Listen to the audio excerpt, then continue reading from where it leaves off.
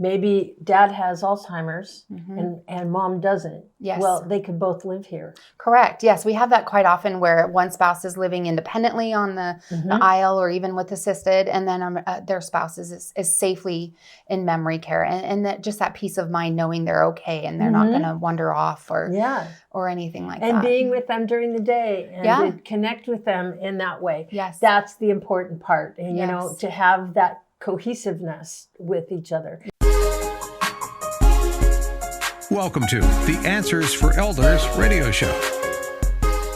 And welcome everyone to Answers for Elders radio network, heard across the USA on your favorite podcast channel. And make sure that you're checking us out here on YouTube because we have a ton of content.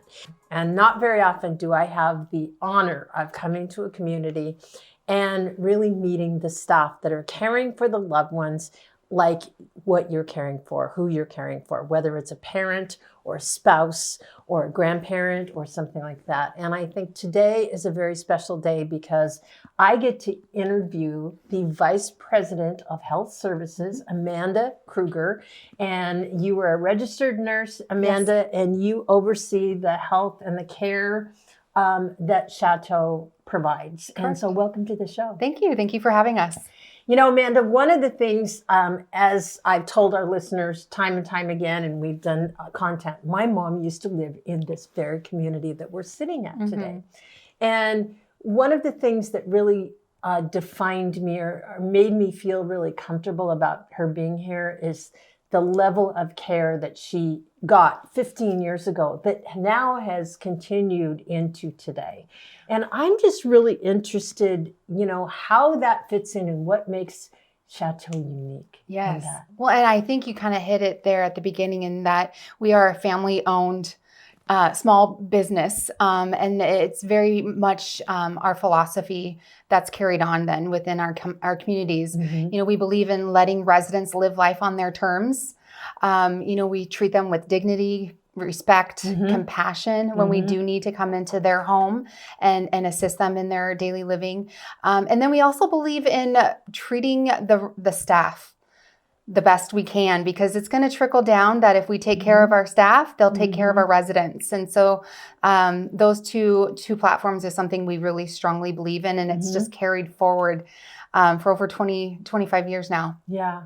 Well, and you know, even in times like, I know, like with COVID, one of the things that happened with COVID is a lot of communities, they you know, downsized their staff. Yeah. You guys did not. We did not. In fact, our amazing CEO actually gave us hazard pay. He said they are the frontline workers, and he wanted to take care of the staff that were going through trials and tribulations, because they also, you know, a lot of our staff had uncertainties with maybe kids being home. And so if they were, you know, sacrificing their families by coming into a community in that uncertain time, we want to make sure to let them know that we respect and we cherish them. And that is such a rarity today. When, you know, we've talked about in the past, in previous podcasts with other providers, about how in many cases in the industry, sometimes the standard of care gets lost. And you never have compromised that, ever. You have been, and I think a lot of it is because it's that family philosophy.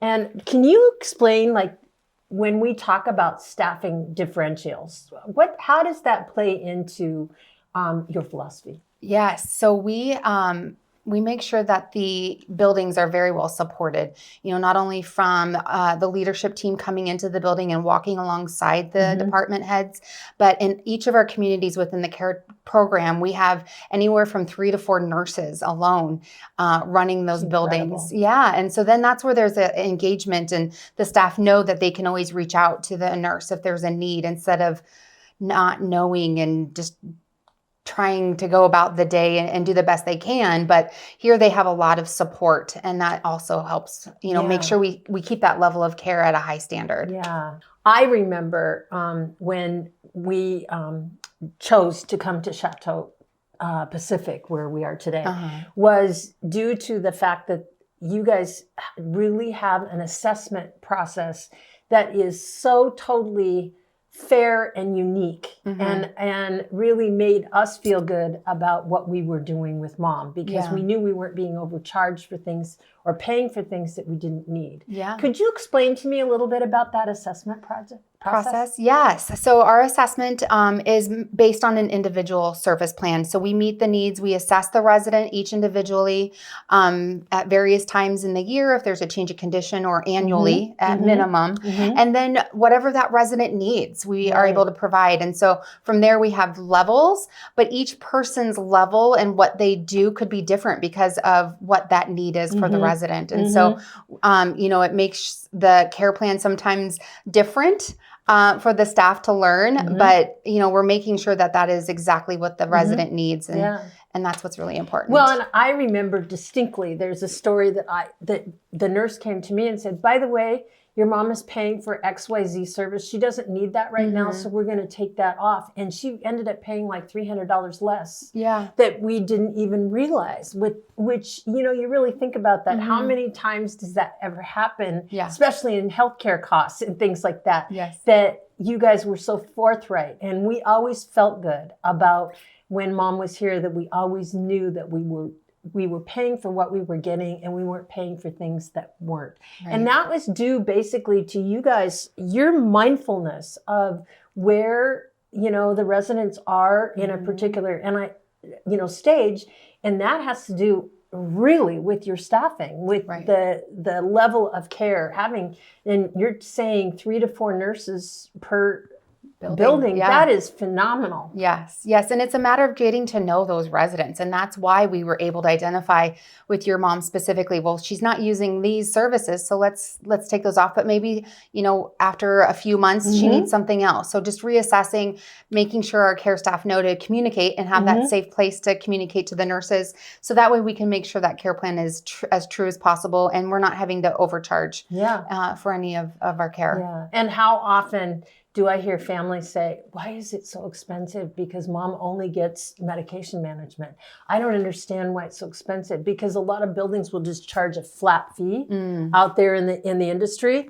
And what happens is families are paying for things that they're not getting. Yes. And I've noticed that you guys don't do that. No, well, we definitely try not to, of course, right? But just making sure our staff know they have all the means to know the service plan, and letting us know if those specific services aren't being done, that we can get them off the care plan as soon as possible. Now, and the other thing that I'm interested in too is everyone is unique, but they're not curtained off to a certain section for assisted living to independent living. Yes.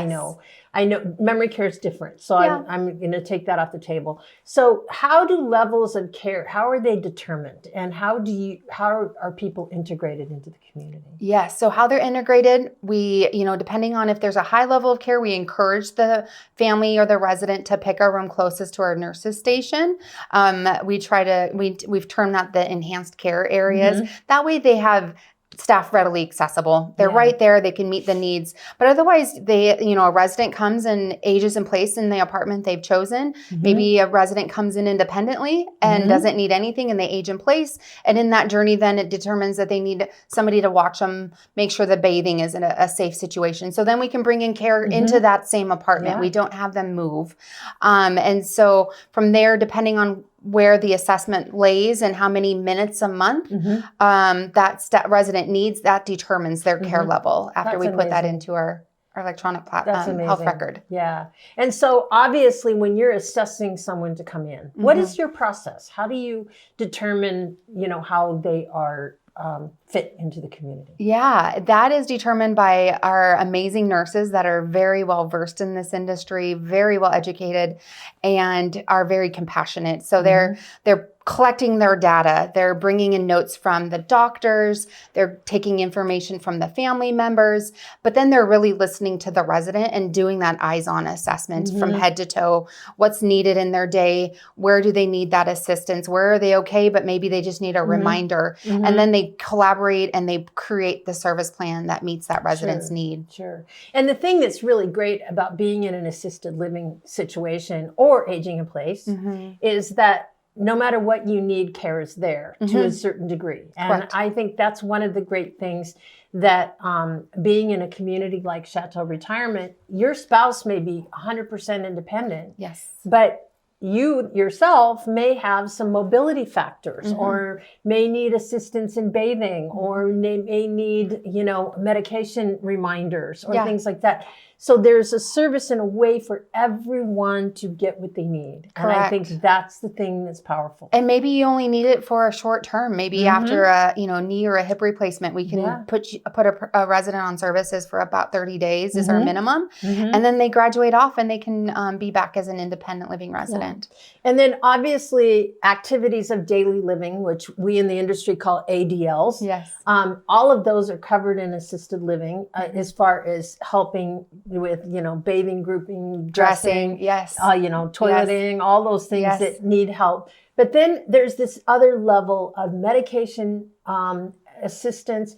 Oftentimes you bring in providers like physical therapy and home health and things like that. Tell me about that process. Yeah, so that is the resident can either choose their own pharmacy if they want to continue using Bartell's down the street, or we do have a house pharmacy that we've collaborated with to make sure the medications come to us packaged and they manage the orders. It really takes it off of the children managing an aging parent to where we manage that completely. We get the orders from the doctor, the pharmacy brings us the meds, we reorder. So it's a great relief for a lot of family members knowing they don't have that stress of, is mom taking her meds appropriately anymore? We collaborate and coordinate with our home health agencies quite often, whether a resident's just coming back from rehab or, if we're seeing a lot of deficiencies and falls or helping to get their shoes on and they still want to maintain independence. Well, let's try to see about a shoehorn or get some extra physical therapy, utilize our exercising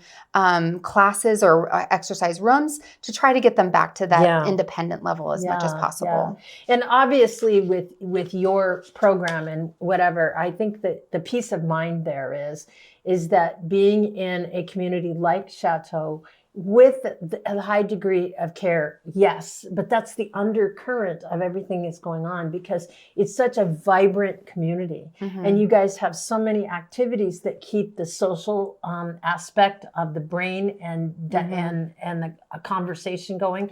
And then you also have a memory care facility here on premises as well. Yes, all three of our buildings have a memory care unit within the building for residents that require that extra oversight and safety. And that's amazing because, again, maybe dad has Alzheimer's and mom doesn't. Yes. Well, they could both live here. Correct. Yes, we have that quite often where one spouse is living independently on the aisle or even with assisted, and then their spouse is safely in memory care. And that just that peace of mind knowing they're okay and they're not going to wander off or anything like that. And being with them during the day and to connect with them in that way. Yes. That's the important part. And, to have that cohesiveness with each other. Yes. And, Amanda, I'm just really amazed at, I go way back, 17, 18 years ago, we were here. And yet I see everything has stayed amazing. And that's part of that culture. You obviously are one of those people that oversee that culture. Tell me a little bit about your experience and how you've created that. It definitely is. It kind of takes on a life of its own. And I think once I oversee the nurses specifically, just making sure that they feel empowered. That's the biggest thing. They're heard. If they have an issue in their building, I expect them to reach out. Like, what can I do to make their day better? It's not, I'm the VP, I'm going to make it this way, but rather it's a collaboration. And then it's just complete support. Like we're a family, not only our residents, everybody we embrace as family, but my team, I let them know I'm available. If they need anything, they know they can reach out to me. They can connect with me anytime they're in need. And so that's a big part of the culture is making sure their voice is heard. Yeah. Well, it's been such a pleasure to visit with you. Thank you. I am so excited to be here. And I know that we have nurses that are going to be joining us and you're going to be kind of here on staff. So we're excited and we'll be right back right after this. Did you know that you can discover hundreds of podcasts in our library on senior care? So visit our website and discover our decision guides that will help you also navigate decision making. Find us at answersforelders.com.